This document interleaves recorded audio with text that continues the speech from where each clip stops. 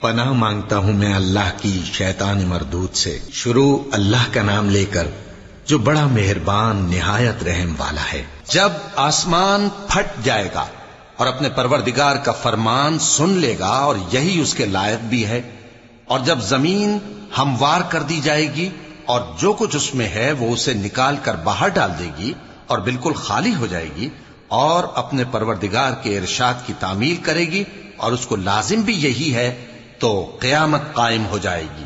اے انسان، تو اپنے پروردگار کی طرف پہنچنے تک خوب تکلیف اٹھاتا ہے، پھر تو اس سے جا ملے گا۔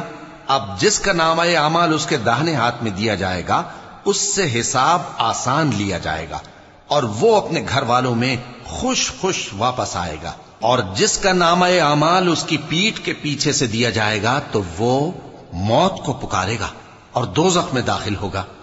وہ اپنے اہل و عیال ہی میں مگن رہتا تھا، وہ تو خیال کرتا تھا کہ اللہ کی طرف لوٹ کر نہ جائے گا، کیوں نہیں؟ اس کا پروردگار تو اس کو دیکھ رہا تھا۔ سو میں شام کی سرخی کی قسم کھاتا ہوں اور رات کی اور جن چیزوں کو وہ اکٹھا کر لیتی ہے ان کی، اور چاند کی جب وہ پورا ہو جائے کہ تم لوگ درجہ بدرجہ ضرور چڑھو گے۔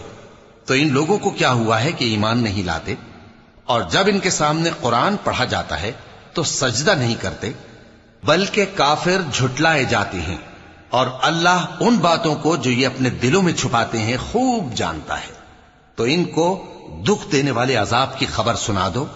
ہاں، جو لوگ ایمان لائے اور نیک عمل کرتے رہے ان کے لیے بے انتہا اجر ہے۔